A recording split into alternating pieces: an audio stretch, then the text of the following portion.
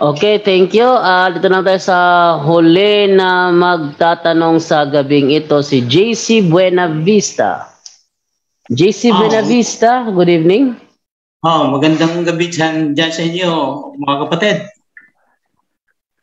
Naririnig ba ako? Yes, naririnig ka, bro. Sige, may tanong lang ako, ano? Kasi doon ako sa presentation mo, kapatid na dyan doon, no? At tungkol kay Pedro. Ang tanong ko, kung si Pedro ay nakapunta sa Roma at naging unang papa, bakit wala siyang sulat sa mga taga-Roma bago si Pablo ang may sulat para sa taga-Roma? Okay, napakaganda ng kanyang katanungan. Meron siyang sulat. Yung unang Pedro, sa Roma niya yung sinulat yung unang Pedro. Titingnan natin ha, gagamit ako ng Biblia na Bible scholar ang may gawa. Ito sabi sa 1 Peter 5:13 ng The Living Bible, ganito ang ating mababasa. The church here in Rome, she is your sister in the Lord. Sends you her greetings, so does my son Mark. So maliwanag dito na si Apostol Pedro ay nakapunta sa Roma. Doon naman sa pilit tumatanggi na siya nakapunta sa Roma, ba't hindi sila makapagbigay kung saan siya pinatay ni Emperador Nero? Dahil walang iba pumatay kay San Pedro, kundi si Emperador Nero. Kaya nga sabi doon sa isang history ng Euro Before Modernitas by O'Brien, Peter founded the church at Rome. He was the first bishop of Rome and was crucified in the Stadium of Nero near the spot where the Church of St. Peter stands today. Brother, JC Buenavista? Itong ginamit mong unang Pedro 5:13, ito bang Babylon ay ito na yung Roma? Yes, it is referring to Rome. Kasi kung titingnan ko rito, kapatid, yung Babylon, yung Greek, in Greek, tingnan ko dito, ito King James Version ang gamit ko, mayroon ditong strong numbers. Yung Babylon ay Greek 897. Sabi dito, Babylon, the capital of Chaldea, literally or figuratively as type of tyranny, Babylon. Yung kung titignan natin sa ang present Babylon, ito pala ay nasa Iraq. Hindi, bro. Hindi yan yung literal na Babylon. Ginamit lang ang Babylon na yan para dahil yung Roma no nakaraan, parang Babylon dahil sa dami ba naman ng mga Diyos-Diyosan doon sa Roma. Kaya nga kinalaban ng Roman Empire yung Romano Katoliko. Meron ako niyan, nakalimutan ko lang kung saan ko nilagay. Yung sa unang Pedro, but wala dito sa file ko, Bible Scholars, kung saan pinapatunayan nila na yung Babylon dyan ay referring to Roma.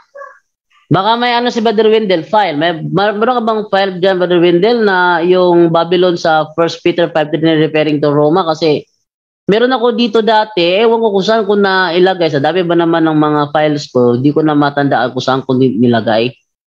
Yung sa The Living Bible, Brother Jando, malinaw, Roma naman yun. Yun nga. At saka wala namang ibang lugar kung saan pinatay si Apostol Pedro, kaya nga, kundi sa Roma.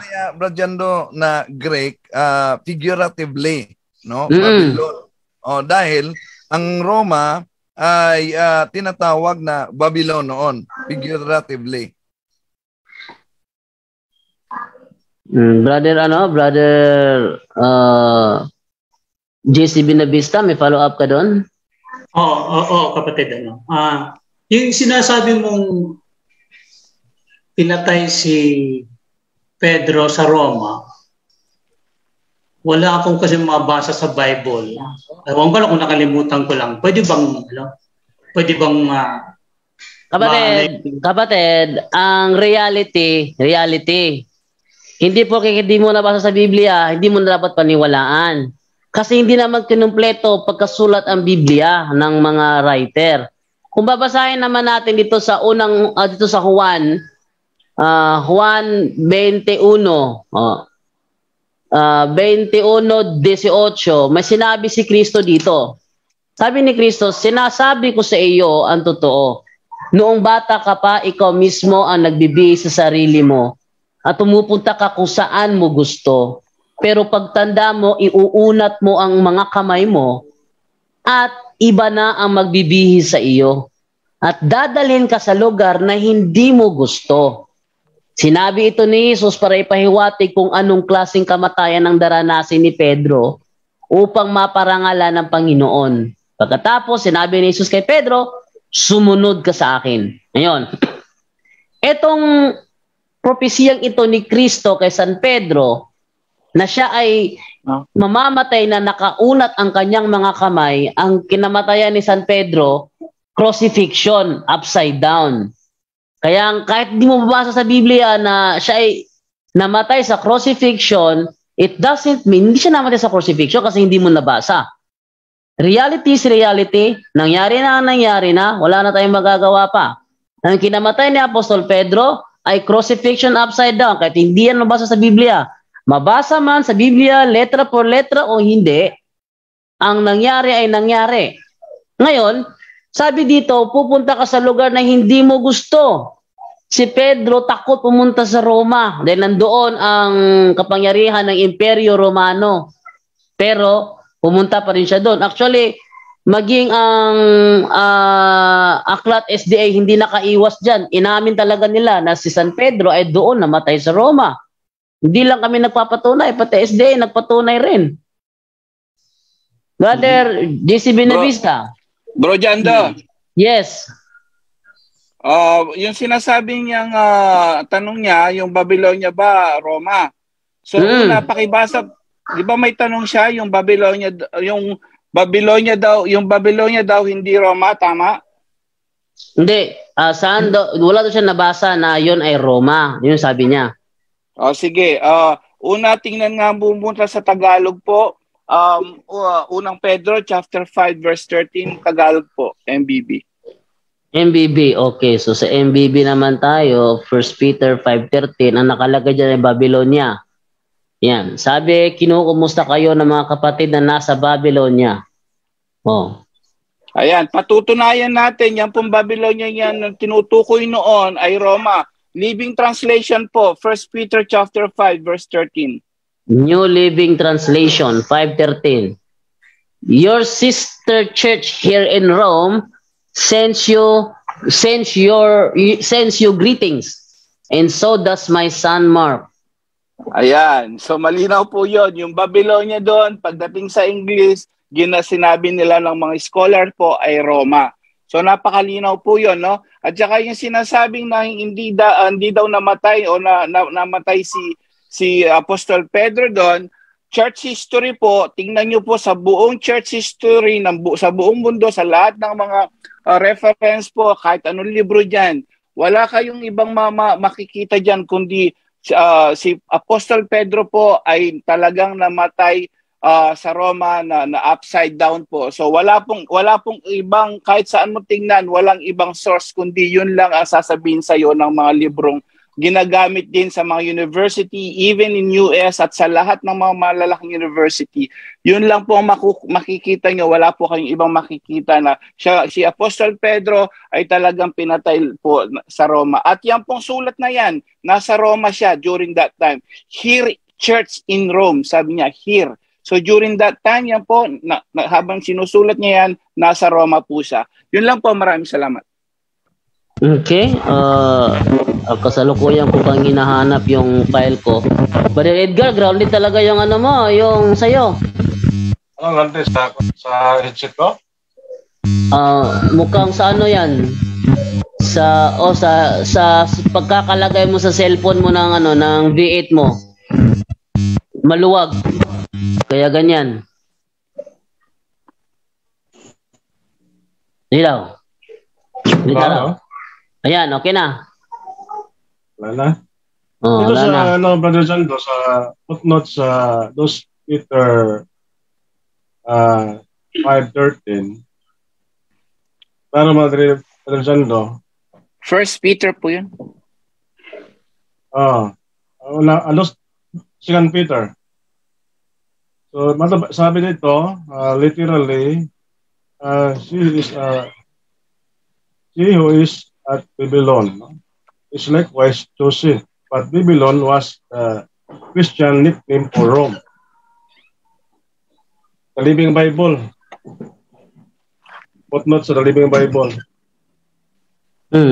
Ako may hinahanap ako dito. Yung Babylon ay nickname. But Babylon was the Christian nickname for Rome. Parang angga, no? Ako naman, may hinahanap naman ako dito na na ebidensya from history. Ganito naman ang sinasabi rito, no? Ito ay from the Modern World by Kaufman yata to. Ito, pakita ko sa inyo ha, yung ginagamit ko rito. Teka. Ito, ayan. Sabi dito sa Rise of Christianity, ito, yan o. Yan.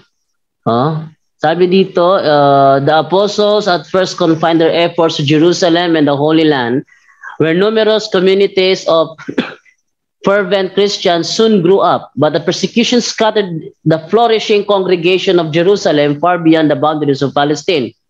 This resulted in the establishment of Christianity in many pagan cities, notably Antioch, the intellectual and commercial center of the Orient. Saint Peter himself was the first bishop of this metropolis. But so far, these new Christian communities were recruited exclusively from the Jewish colonies which existed in nearly all the large cities. Soon, however, the conversion of pagans was inaugurated and assumed greater proportions. The great Saint Paul, more than any other apostle, made this his special task. Saint Peter, the prince of the apostles, after laboring for some time in Antioch, transferred his residence to the capital of the world, the city on the Tiber. Here, yung city on the Tiber nasa Roma to. Here he died a martyr's death by crucifixion in the persecution under Nero. And here too, Saint Paul was beheaded on the same day. The arrival of the humble fisherman made Rome what she was destined to be, the residence of the vicars of Christ on earth. It was the greatest event in her history. So, walang ibang lugar kung saan nagtapos ang buhay ni San Pedro sa Roma. Brother Jesse Benevista? Sige, gano'n na lang.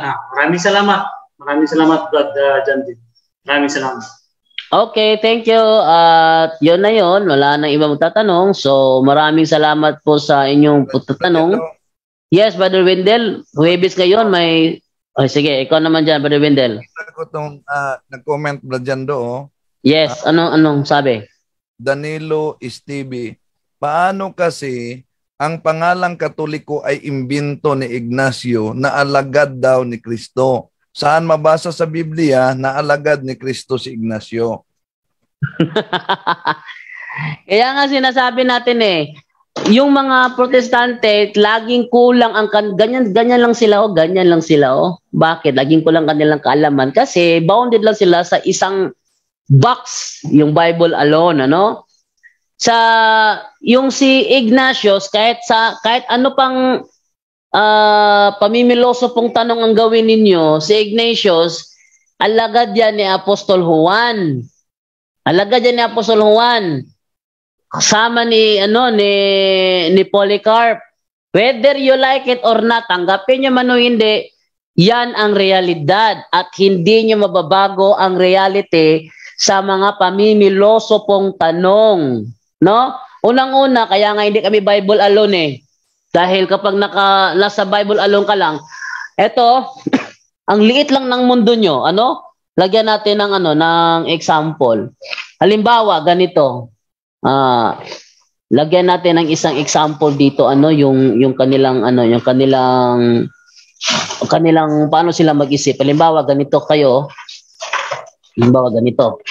Ito lang yung, ito Bible alone. Ha?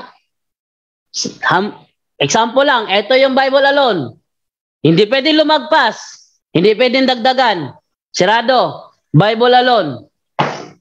Pag may mga kaganapan na hindi na nakasulat sa Biblia, gaya ng kung paano pinatay ang mga apostol, saan inilibing ang mga apostol, wala na kayong alam dun. Sino yung mga obispo sa mga lugar na pinuntahan nila? List of bishops ng Antioch, wala na kayong alam dun. List of bishops sa Thessalonica, wala na kayong alam dun. List of bishops sa Corinto, wala na kayong alam dun. Pero ang reality, sa Gawa 20:28, meron talagang obispo ang tunay na iglesia na alam kong wala sa inyo. No? Doon sa mga namimiloso po magtanong, walang obispo sa inyo. At ang reality, whether you like it or not, may obispo ang iglesia. Dahil sila yung inatasan na magpakanin sa iglesia. Sila inatasan, hindi pastor. Hindi ministro. Ang inatasan na magpakanin sa iglesia, yung mga ministro, yung mga obispo, ayon sa Gawa 20:28. Ngayon, pagtanungin na kayo, Brad, sino yung yung naging obispo sa Antioquia? Wala silang maisagot. Bakit? Dahil andito lang yung mundo nila nakaikot. Brad, sino yung naging obispo nila sa sa Corinto? Wala na silang sagot. Ito sirado yung nila, halimbawa ganito. Lagi nilang binabasa ang unang Korinto 1:1 kung saan nababanggit ang pangalan ni Sostenes. Pero hindi nila alam na si Sostenes ay Bishop of Corinth. Wala silang kaalam-alam doon na si Sostenes, at tingnan natin yung yung list of Bishop of Corinth. Ayan na, pakita ko sa inyo yung yung list of bishops of Corinth. Tignan natin. Yan para prove natin na yung talata nagbibigay yan ng kakulangan sa inyong kaalaman. Dahil nakagapos lang kayo sa maliit na mundo. Ito, Metropolis of Corinth. Walang kaalam-alam mga dito, ang MCGI dito. Ayan list of bishops of Corinth. Ayan, si Apollo, nasa Biblia si Apollo. Di nyo alam, Bishop of Corinth yan. Yan ang pinakaunang Bishop of Corinth. Wala kayong kaalam-alam dyan. Silas, nasa Biblia rin si Silas. Pero wala kayong kaalam-alam, second Bishop of Corinth yan. Sunod, Onesiphorus. Binanggit din yan sa Biblia. Pero wala kayong kaalam-alam na third Bishop of Corinth yan. Fourth, Sostenes, nasa unang Korinto 1:1. Pero wala pa rin kayong alam na bishop ng the fourth bishop ng Corinth, itong si Sostenes. Basa lang kayo ng basa, yun lang, walang background. Bakit? Kulang kulang. Tatanungin nyo ngayon, saan talata sa Biblia? Wala nakasulat sa Biblia. Paano ngayon yan? Kayo? Dead end kayo. Dead end kayo ngayon dahil wala nakasulat sa Biblia. Ano yung kinamatay ng mga apostol? Dead end din kayo. Wala kayong kaalam-alam. Saan ba nilibing San Pedro? Dead end kayo. Saan ba nilibing si Juan? Saan ba nilibing si Mateo? Saan ba nilibing si Santiago? Wala kayong kaalam-alam. Dead end kayo. Sirado kayo. Ito yung mundo nyo. Yung mundo namin mga Katoliko, napakalawak. Sobrang laki. Kayo nandito lang. Kami sobrang lawak ng mundo namin. Kung ikukumpara yung aming nalalaman sa aming mundo, ikukumpara sa nalalaman sa mundo nyo, yan. Di basura. Bakit? Hanggang dito lang kayo. Nandito lang kayo. Ito lang yung mundo nyo. Ganito lang yung mundo nyo. Genesis to Revelation, ito lang yung mundo nyo. Kaya hindi nyo maintindihan kung bakit kami Katoliko, hindi kami Bible alone. Dahil maraming realidad sa mundo. Sabi nga ni Soriano, huwag kayong ganyan kung gumamit ng Biblia. Ang Biblia may lohika, ang Biblia may sentido, ang Biblia may konteksto. Hindi po lahat ng katotohanan letra por letra ang mababasa mo. Katunayan, hindi nila may paliwanag kung bakit sa Mateo 1:16 ang ama ni Jose si Jacob. Sa Lucas naman ang ama ni Jose si Eli. Wala pang sino mang dating daan nakasagot at tinanong ko ng tanong na yan. Sabi ko sa kanya, Bible alone, huwag kang kukuha ng sagot sa referensya ha. Huwag kang kukuha ng sagot sa mga encyclopedia. Sagutin mo yan, talata. Bigyan mo ko talata. Sino ang tunay na ama ni Jose? Walang naibigay yung kaibigan kong dating daan member. Bakit? Ito lang yung mundo niya. Naintindihan nyo? Ito lang yung mundo niya. Ate Edna?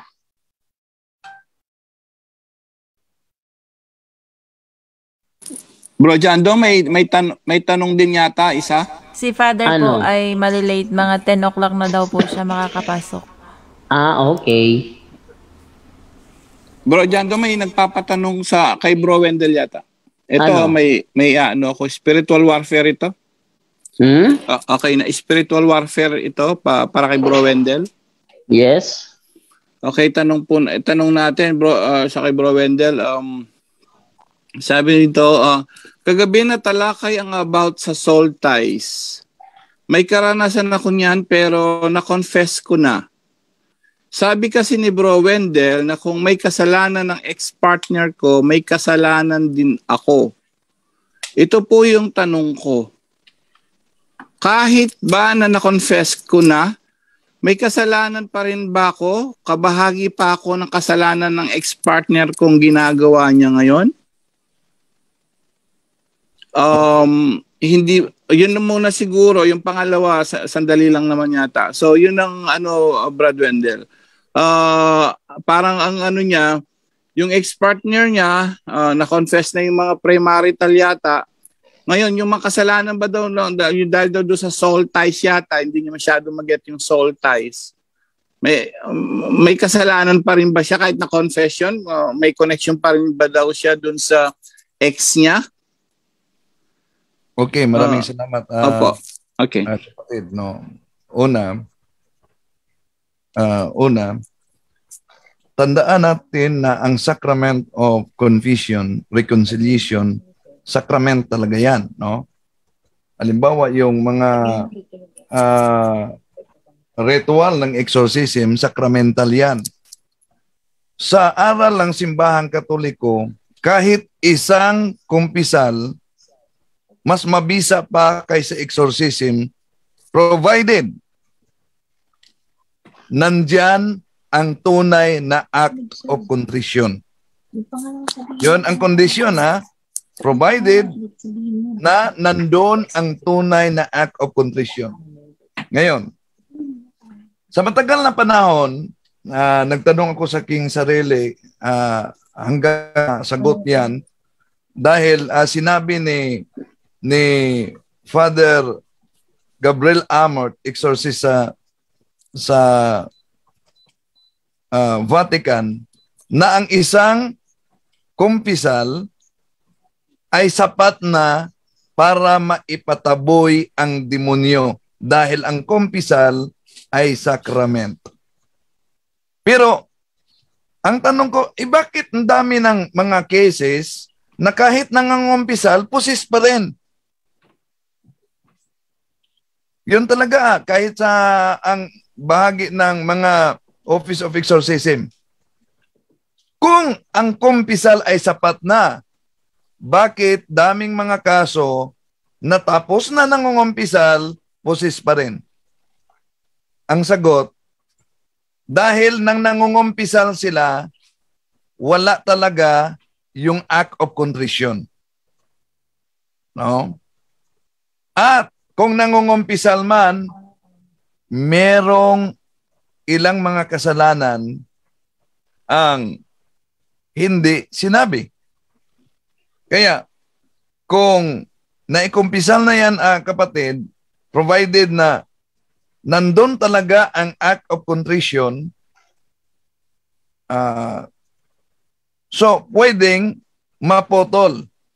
Lalo na pagsamahan ng rosary together with the family. No? Maputol talaga yan. Pero kung walang act of contrition, basta lang nakakumpisal, mananatili pa yan na nakatago At dahil manatili na nakatago, kaya may instruction sa ritual paano putulin ang soul ties. Yun po. So bali ano na po yun, no? Bali through that confession, naputol na yun. So kahit anong kasalanan ng ex-partner niya, wala na yun dahil wala na sila eh. So wala na yung soul ties doon, no? Wala na, no, bro? Kung sakali na ang pangungumpisal niya ay meron talagang kasamang act of contrition. Pero ang problema kasi, karamihan, basta nangungumpisal lang dahil kailangan ko mangumpisal at ikumpisal ko ito. Pero kung walang act of contrition, mananatili pa rin yan. To be specific nga, bro Wendell, ano po yung ibig niyo sabihin doon, yung dapat may act of contrition? Para sa mga hindi masyadong alam yung act of contrition, para mas maliwanag po sa mga nakikinig ngayon at nanonood. Ano po ibig niyo sabihin doon na dapat may act of contrition pa rin? Ang act of contrition, na pinagsisihan mo talaga sa buong puso ang kasalanan mo, tulad sa mabasa natin sa Lucas Kapitulo 16, versikulo yung isang anak, no, na nagsisi talaga sa kanyang kasalanan, yung prodigal son. Okay. Yun talaga ang act of contrition, na pinagsisihan talaga yung kasalanan, yung damage, at may balak na to repair the damage. Pero kung nangumpisa lang siya, dahil nakakita siya ng pari na nagpagkumpisal at kailangan niya mangumpisal dahil may kasalanan siya, pero kulang ng act of contrition, yung pinagsisihan talaga sa buong puso ang kasalanan, yun, pwedeng nakatago pa. At dahil pwedeng nakatago pa, doon napapasok ang ritual. At lalo na may instruction pa doon sa ritual. Dahil hindi kasali yung kumpisal. Nangumpisal ka pero hindi kasali yung promise mo. Nag-promise ako sa kanya, Father, siya lang ang mamahalin ko sa buong buhay ko na hindi ko nasunod. Hindi yan na ikumpisal. So hindi yan kasali. So yun papasok ang ritual, no? Sa pagputol, na kailangan i-renounce ang promise at ilibing yung anumang ibinigay na remembrance. Okay, yung basta yung din promise na yon na dapat, yun ang pinakapunto natin po, no, Bro Wendell, yung kung may promise, kung wala naman okay lang, tama? No, pero dapat talaga na hindi lang hanggang nangumpisal, dapat talaga na pinagsisihan talagang mabuti ang naturang kasalanan. Yung sincerity ba, no? Okay. So, yan, malinaw po.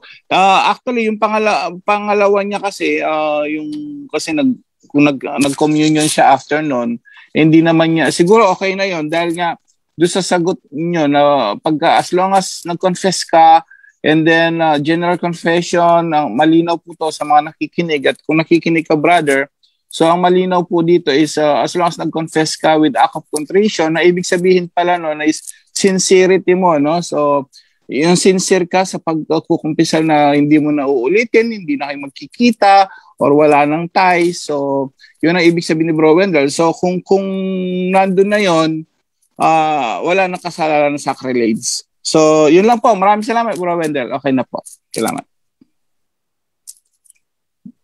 Bro Jando? Bro Jando?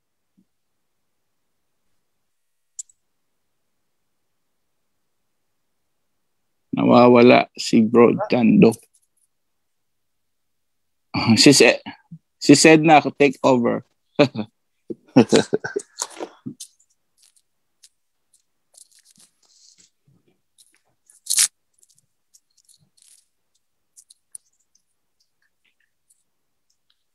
Good evening po. Good evening po sa lahat sa punto por punto.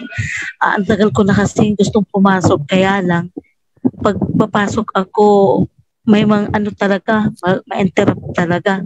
So, may tanong po ako, dalawang tanong po. Hindi.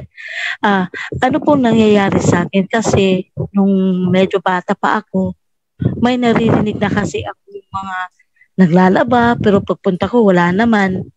May makikita akong mga tao na dumadaan, pagtingin ko ay wala naman.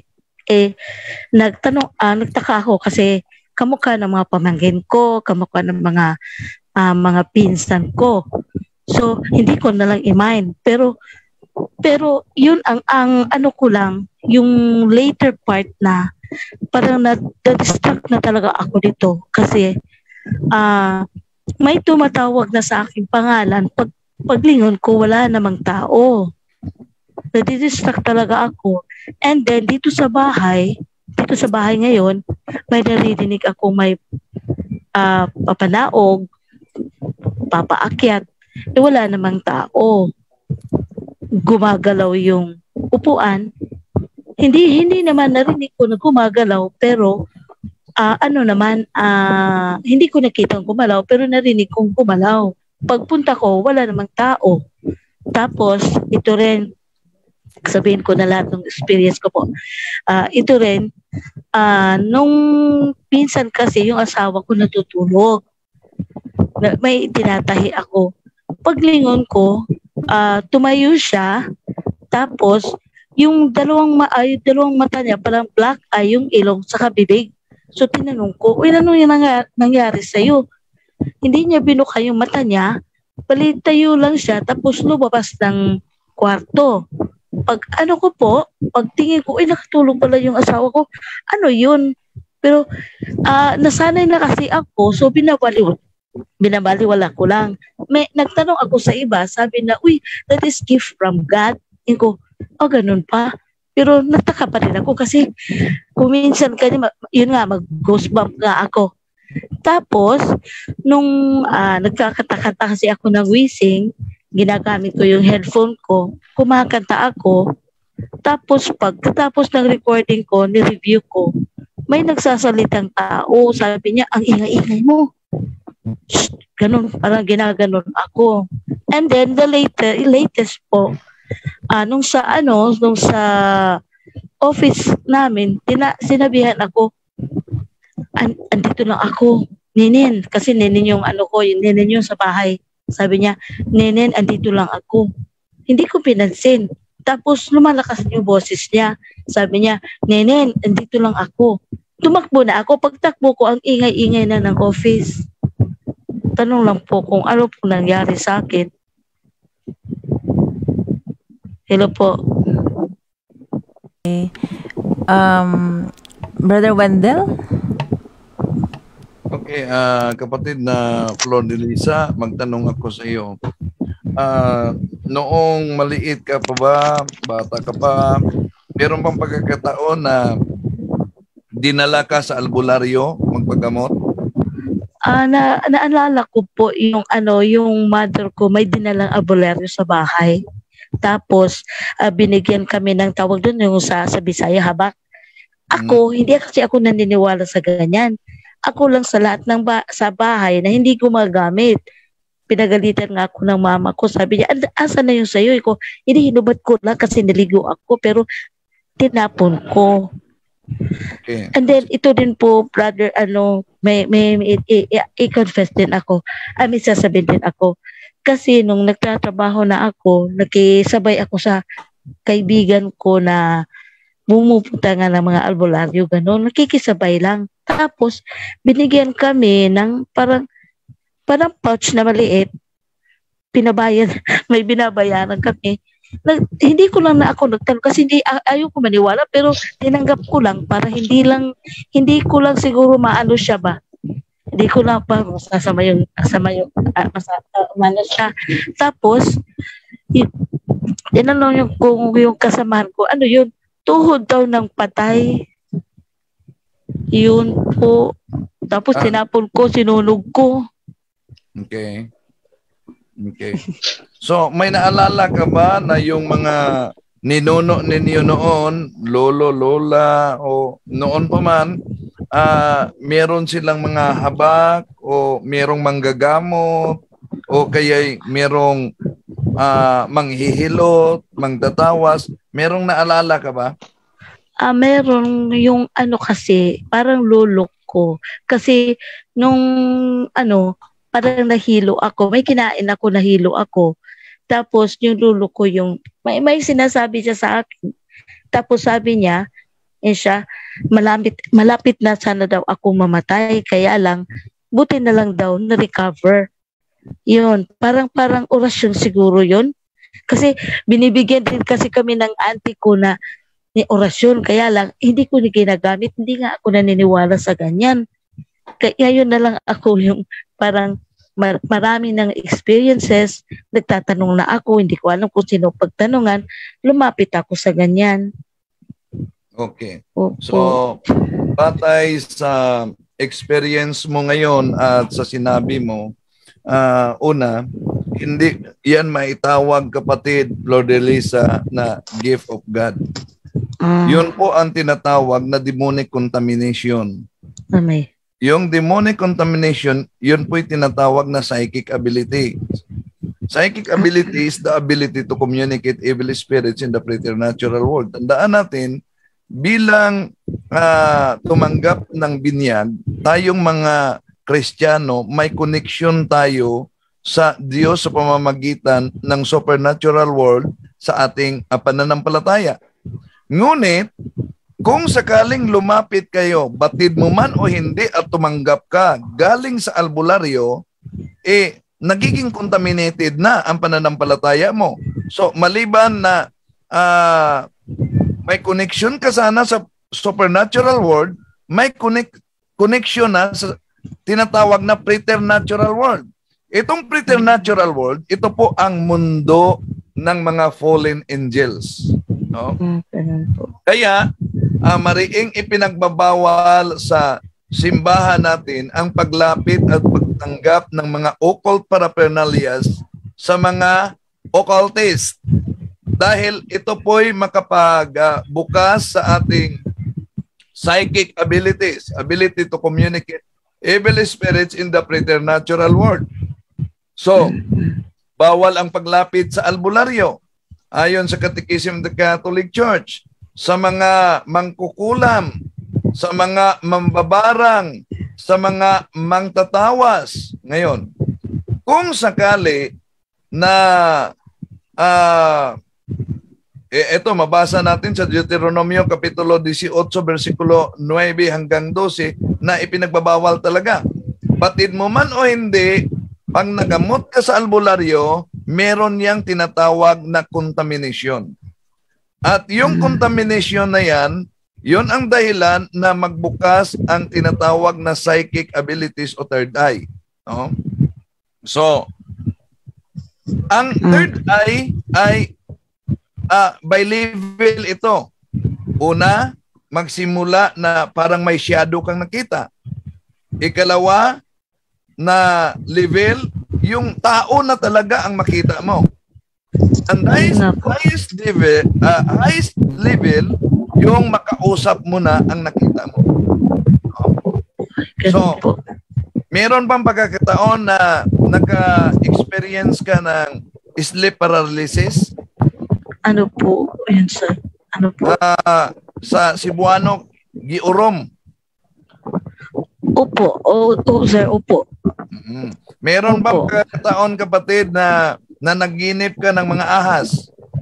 Opo. Lagi po. Meron bang pagkakataon na naginip ka na lumilipad ka? Hindi pa po.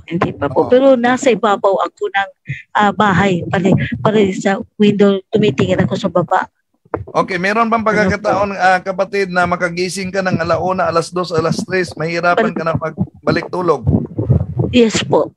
Okay. Marami pong experience na ganyan. Una, kapatid, batay sa pahayag mo, dapat ka makipagkita sa case officer ng exorcism office para ma-assist ka. Nakapasok na pala si Father Darwin.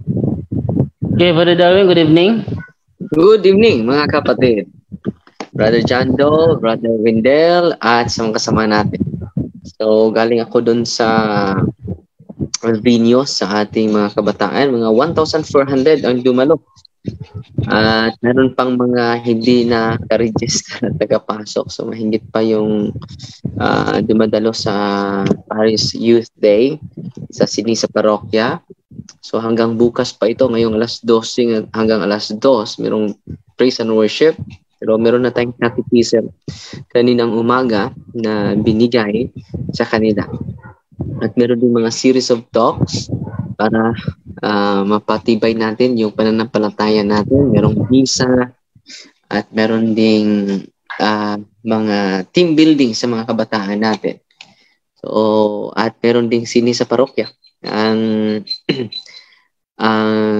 banal na santa na pinakita natin yung buhay ni Saint Maria Gorete.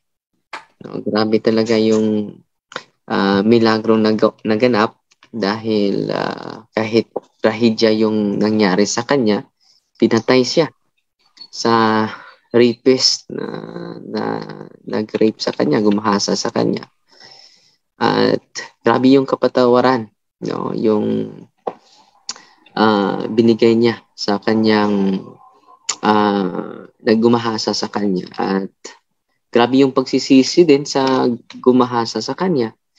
Dahil meron ng mubang simbahan na makanonize din yung gumagahasa sa kanya. Dahil grabe yung pagbabago niya matapos na makita niya na naging banal na yung biktima sa kanyang paggahasa. So grabe talaga yung patawad, no? Kapatawaran. Magbunga ng banal na buhay at kaligtasan. So just imagine yung gumahasa sa kanya ay may posibilidad na maging santo din. Dahil nabago talaga yung buhay niya. Ang gumahasa ni Santa Maria Gorete. So yung tema sa kanyang buhay is all about forgiveness. So powerful talaga yung forgiveness, mga kapatid. Kaya nga yun ang paraan ni Kristo. Hindi yung revenge. Hindi yung puot sa ating damdamin. Kundi kapatawaran para masunod natin yung Sacred Heart of Jesus. At yan po ang turo ni Kristo. At pangalawa na nakita ko na lesson sa buhay ni Maria Gorete, ngayon na natapos from 8 to 10, yung movie natin, yung protection niya sa kanyang virginity. Kahit pinatay na siya, kahit marami na siyang saksak sa kanyang katawan, pinoprotektahan pa rin niya yung pagka-berhen niya. So, purity, virginity, ang gusto na iabot ni Maria Gorete. Sa mga kabataan ngayon, hindi na yun na-promote. So, sa buhay ng mga banal ay pinoprotektahan nila yan hanggang kamatayan. Dahil yung mga ginto, Brother Jando, ay magsisikap ka talaga na yung bukid ay nasa ilalim ng kabundukan, yung ginto, yung mga diamond. So, yung virginity ni Maria Gorete ay mahigit pa yun sa diamond, mahigit pa yun sa anong Tagalog ng bulawan, Brother Jando? Ginto. Na ginto. So yan ang mensahe sa buhay ni Maria Gorete. Forgiveness and protection to her virginity. Hindi niya ibinigay yung kanyang pagkaberhen ng kusa. Pinoprotektahan pa niya hanggang kamatayan. So ngayon, mga kapatid, i-bless na natin yung mga sacramentals ninyo at hingi ako ng paumanhin na hindi ako ng prayer for healing. Pwede ba yung ma-plus mo yung prayer for healing, Brother Jando? Dahil hindi ko nadala yung handbook ni Father Sikia matapos sa blessing. Oo. Pwede ba i-plus? Para doon na lang ako magbasa after sa blessing of sacramento. So, mag-bless na tayo. So, ang dami natin ngayon sa participants sa Zoom natin. Umabot tayo ng 97. At sa live natin, ilan sila ngayon sa live, Brother Jando? O, Ted na, ilan na Ted na? The Lord be with you. And with your spirit. Almighty God bless you in the name of the Father, and of the Son, and of the Holy Spirit. Amen. So maraming salamat sa inyong walang humpay at walang tigil na suporta sa ating mga religious activities, kahit dito sa ating parokya. Ang mainit ninyong suporta ay nagbigay daan sa maraming mga kabataan na naging interesado, pakikinig sa salita ng Diyos, pag-aaral ng mga dalisay na turo sa ating simbahan. At maraming feedback na natanggap natin na meron ding 28 na years na isang pastor from Cagayan naging nanumbalik sa simbahang Katoliko. So for 28 years, kanina ko pa lang narinig yung magandang balita po. Ang ganap na siyang Katoliko, from Assembly of God. E.g. yung Assembly of God yun. Patuloy lang tayo dahil mga pastor na po ang bumabalik sa simbahan. Dahan-dahan na silang naliliwanagan sa katotohanan na dala natin. Hindi naman natin sila na-convince dahil sa pera. Hindi din natin sila na-convince dahil sa kayamanan. Hindi sila na-convince dahil nagbigay tayo ng mga bigas, Brother Jando. At hindi sila na-convince dahil hinakot natin sila papunta sa simbahan. Na-convince sila sa isang rason. Walang ibang rason kundi sa katotohanan na isiniwalat natin gabi-gabi at sa every time na mag-upload tayo sa YouTube channel natin. So, sa mga nagtatanong pala, yung araw ng opening sa ating office is from Thursday, Friday, Saturday, and Sunday. 4 na araw lang dahil gusto ko na makapahinga din yung team natin from Monday, Tuesday, and Wednesday. Upang ako din ay makafocus din sa parokya ko dahil nakafocus lang po. Mataas na oras dinugugol ko sa office natin dahil magbigay ko ng Sacrament of Confession. Natapos ng Sacrament of Confession, pero natapos na yung evangelization, catechism sa buong umaga, sa the whole morning. At sa afternoon, lalo na kapag malaki yung oras ko, nandun lang ako sa office. Nagbigay ng confession, and then ako din ang mag-deliverance sa mga tao na pumupunta doon. So kaya nga, punong-puno yung schedule ko from Thursday to Sunday. At okay lang. Basta masaya ang ating damdamin dahil nakapaglingkod tayo sa mga may sakit. At kanina, maraming pumupunta dito, mga 50 ka mga tao ang nakabisita sa ating office. Grabe yung mga naganap na healing. Grabe talaga yung deliverance pala, hindi lang para sa mga possess. So oppression, ang dami talaga gumagaling kanina. At dahil yan din sa mga sacrament. At pinampayuhan natin sila na hindi sapat na pumupunta lang kayo dito at meron kayong natutunan patungkol sa ministry of deliverance. Empower natin ang mga ama, ang mga magulang na gamitin nila yung kapangyarihan nila. At ang dami talaga mga milagro araw-araw na experience sa mga pupunta dito. Hindi lang yung healing, secondary lang po yung healing. Ang pinaka-importante is conversion, na nakalapit sila sa pari at nagbigay ng nag-receive ng Sacrament of Confession. At sinabihan ko yung mga pumupunta doon, enough ito. Tatanggapin natin si Kristo sa pamagitan ng banal na hapunan, banal na misa. So, dapat din tayo dadalo ng misa. Useless lahat ng mga ginagawa natin without the sacrament, the source of grace, the sacrament of healing, the source of grace. So, grabe. Patuloy lang tayo sa mga biyaya ng Diyos at sa mga milagro ng Diyos araw-araw dahil buhay pa tayo ngayon. At maraming salamat na buong puso. Nagpapasalamat ako kay Brother Jando, ating MC ngayon, technician dito sa ating punto por punto. Maganda na yung background niya. No? Pero green screen lang yan. No? At si Brother Wendell Taliwong nandito din. At sino pa nandito, bro? Si Sister Ginelisa. Ginelisa Piedad. Huling nabuhay. Hello, Father D. Salamat sa Diyos. At sino pang nandito? Romel Palma at si Ate Edna at saka si Angel Santos. Palma at si Brother Angel pa, Santos na. No? Brother Edgar. At Brother Edgar Laugan, nandito rin. Pader, meron palang request na tanong na ikaw lang ang pwedeng sumagot. Akala ko request Merong request na tanong na ikaw lang ang pwedeng sumagot. Meron kasing kumakalat kasi na mga post na isang nagngangalang Israel Ponce na member ng INC na nagpo-post na nagchat-chat daw siya sa iyo at pinopost niya yung mga chat daw ninyo at yung mga reply mo daw at video call daw ninyo. Meron bang tumatawag sa iyo at nagchat-chat na nagngangalang Israel Ponce? Wala. Walang nagchat-chat sa akin. Wala ding tumatawag sa akin na nagpangalang Israel Ponce. So, ngayon ko lang yun nakita sa pinopost kasi yun ni Ate Edna, Sister Edna. Sister Edna nag-feedback sa akin.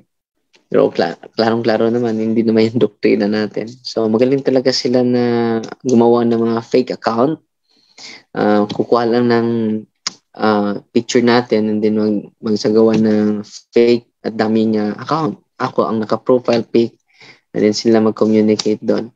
So yan ang mga ginagawa nila, yung pagling lang sa ating mga kasamahan. At hindi naman mga tanga ang mga kasamahan natin na maniwala agad sa gawa-gawa na storya. Pero hindi yan ginagamit natin na strategiya dahil katotohanan yung dala natin at hindi kasinungalingan. At dahil lang sa ginawa nila, nakilala kung ano talagang uri ng pagkatao sa mga kapatid natin. So, yung mga bulaang propeta ay makilala sa kanilang gawain. So, makikita na ninyo kung sino talaga ang bulaang propeta. Gagawa ng kwento na hindi naman totoo. Pero hindi yan natin nagawa, Brother John Donnie, isang beses sa kanila. Dahil ang daming katotohanan dapat natin isiwalat. Hindi yung kasinungalingan dahil bawal yan sa 10 Commandments, di ba? Huwag kang ng Tagalog doon. Huwag mong gawin sa iba ang ayaw mong gawin sa iyo. Huwag kang magsisinungaling. Huwag kang magsisinungaling, Father. False witness against 10 utos yun. Huwag kang magbinta ng kasinungalingan sa iyong kapwa. Yan, nandiyan yan sa 20:16. Basahin mo muna, Brother Jando. Okay, basahin natin. Sinasabi sa 20:16 ng Exodo. Ito, 20:16. Ito sinasabi. Huwag kayong sasaksi ng hindi totoo sa inyong kapwa. So ito, knock-out sila nito. Huwag kayong sasaksi ng hindi totoo sa inyong kapwa. Para lang makaganti, gagamit sila ng mga kasinungalingan. Pero hindi yan ginagamit natin na paraan. Hindi naman yan paraan sa ating Panginoon. At pinatawad na natin yung gumagawa niyan kahit hindi pa nag-aas ng kapatawaran. At yan ang mensahe sa buhay ni Santa Maria Gorete. Kahit hindi pa nag-ask ng kapatawaran, ang kanyang yung rapist, tinanong siya sa pari, dun sa hospital, Maria, nakapatawad ka pa sa gumagawa sa iyo nito. Marami siyang saksak, marami siyang sugat sa katawan niya. Sabi ni Maria Gorete, gusto ko siya makita sa langit. At kung si Kristo ay nagpatawad sa mga makasalanan, ako pa kaya na makasalanan din? Kung si Kristo na walang kasalanan ay nagpatawad sa mga makasalanan, ako pa kaya na mismo ako ay makasalanan din? At yung kapatawaran na binigay ni Maria Gorete, nagbunga talaga ng conversion sa gumahasa sa kanya. Just imagine, nung nakanonize si Maria Gorete, nandun yung rapist, dumadalo.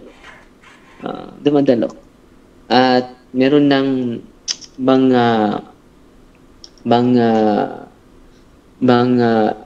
proseso na yung rapist, dahil grabe yung conversion, Brother Jando, ay ma-process din for canonization.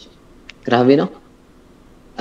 Tingnan nyo, yung pagpatawad pala ay makabanal at hindi lang makabanal, makapagligtas pa ng maraming kaluluwa. So, kaya nga, nandito, kapag meron tayong mga kasalanan or kasala tayo sa isa't isa, dapat tayo ay, kahit hindi nag-ask ng forgiveness, be generous in giving forgiveness to one another. Dahil mas-save ka sa pagpatawad mo, yung pinatawad mo mas-save din. Kapag hindi natin pinatawad yung nagkasala sa atin, kita din ay hindi maliligtas. Dahil na-trap tayo sa demonyo. Yung trap ng demonyo ay very, very effective, ba? Very effective. So mga kapatid, yan lang siguro, pinapatawad na natin si Israel. Father Darwin. Pwede po bang padagdag din po kung ano po yung official Facebook niyo po na katulad po nung sa ano yung connected sa punto por punto, kasi marami pong fake accounts din po yun. So yung official account natin, Brother Jando, ay ipakita mo, Brother Jando? Pwede mo maipakita, Brother Jando? Okay. Yung sa'yo?